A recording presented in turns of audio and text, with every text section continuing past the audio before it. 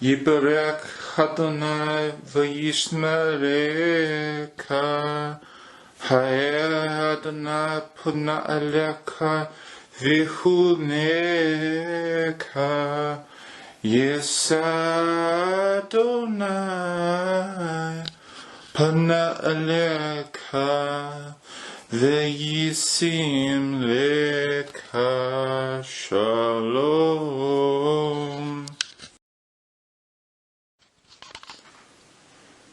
As they have not been able to reason with Iyov, they stop talking. They see that he is convinced of his own righteousness. While they have been talking, a bystander has overheard their conversation.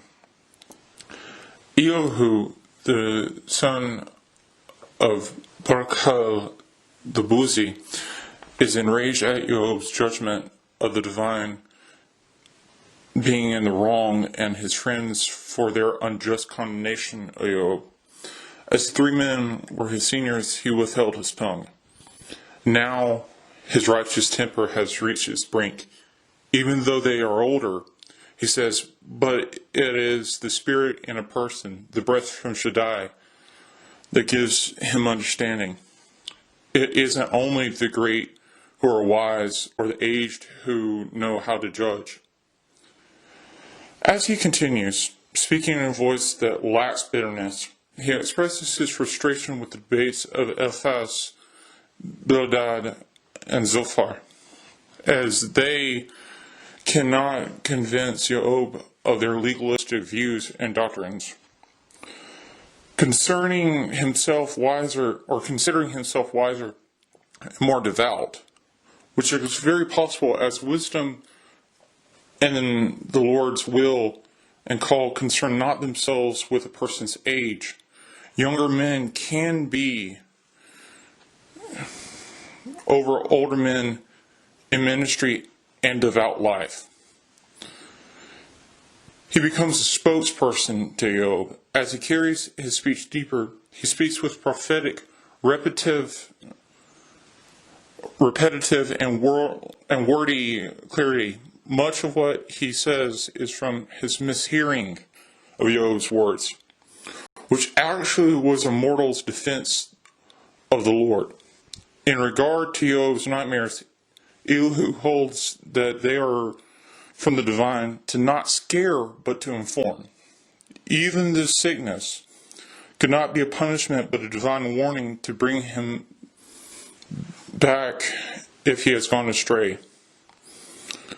Or, more likely, Iyov is being refined. Furthermore, Elihu implies the divine understands humanity and their needs, healing them in ways that go beyond the physical aspects. Now he arrives at an interesting thought. The divine is being very patient with Iyov. Elihu's speech includes some misunderstood quotes by Iyov. However, even though he speaks to Iyov about what he said was wrong, he still subscribes to the principal equation, you always reap what you sow. Furthermore, Elihu says the divine would never do evil as Iyov and the others said, yet he lacks the understanding that he will do mysterious acts that seem at first bad.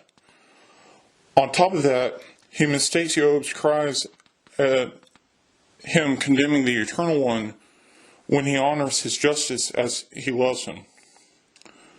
Alongside this, he illustrates the perfect divine justice of he who sits upon the throne. Elihu states that his justice is such that no act, word, or thought is hidden from him, and that he will judge the king and commoner equally and impartially.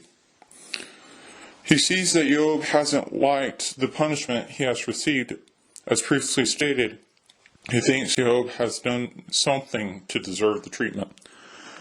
In rebuke, he asks him, must his rewards meet your approval? Well, you're the one who doesn't like them, so you, not I, should pick the alternative. Come on, say what you think. Iyov at this looks at Elihu with horrified bewilderment as he continues. Elihu rebukes him again after a time in stronger tones than his three friends have. Elihu, in an effort to teach sound theology, states that Iyov seems to be denying the Lord's, moral order and gravely mistakes his position on everything. Elihu, like Eliphaz, Bildad, and Zophar, picks up on one of the two points that Iyov is making. He agreed that the Lord is above all, as the other three did. In addition, he feels that part of Iyov's problem is that his appreciation and fear have become desensitized. Elihu, even in his youth, understands that men, when oppressed or afflicted, cry out to the divine. With this thought, he wants to explain why the divine might not answer man in regard to his affliction. Instead of complaining about the affliction, Iyov should be looking at he who sits upon the throne. If man cries out insincerely, the divine doesn't answer them. Iyov is to Elihu an insecure repentant. Furthermore, due to Iyov's demeanor and speech, Elihu says, but now just because he doesn't get angry and punish, doesn't mean he doesn't know what arrogance is. As the four older men are visibly uncomfortable, Elihu begs them to entertain him a little longer. Most likely, Iyov and his friends have not listened to much of what he has said anyhow. He says that even though his words are true, Iyov has with him one whose words are pure. He reiterates that his justice is perfect and of his power. He also reiterates that he sees Iyov as a hypocrite and destined for a dismal future for him lest he repent. Elihu states a phrase, which will manifest as a series of events which the land to their west will suffer in 1447 and 1446 BC.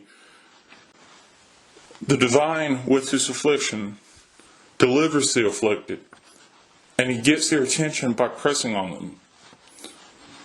Continuing, Elihu states that the divine would do for Iyov what the divine would do for Iyov if only he would repent. In addition, he falsely assumes that Iyov trusts more in his resources than the one who entrusted him with them. Iyov, still listening to this young man, thinks about his own faults. The wind picks up as the atmospheric pressure in the region changes. At this moment in the distance, Elihu sees a severe storm coming. The storm is approaching with lightning and loud thunder, blackened by heavy clouds. Elihu states that he is exalted in his strength, and there is no teacher like him, that no one has directed his course, and that many have sung of his works, though they have been seen only from a distance. As he is speaking, the sky seems very dark. Continuing, he states that his years are infinite. Using the coming storm as an example, he displays his creative power, judgments, and provision for man and beast. Furthermore, he states that his own heart is troubled with holy fear at his majestic power and presence, adding that he controls the weather and orders all of the forces of nature to crash, fall, rise, pour, blow, and shake. But now the storm has spread across the region of what we should tell him. He states here that he must consider and ponder his wonders, and he will see his holiness. Teach us what we should tell him, for the darkness keeps us from organizing our case. Is he to be told that I will speak? Can a man speak at all when he is already swallowed up? Now people don't see the light, which is bright in the sky. But when the wind blows and clears the clouds away, out of the north comes a golden glow, fearsome majesty surrounding the divine, Shaddai, whom we cannot find, whose power is immense, and his great righteousness does not prevent justice. This is why people fear him.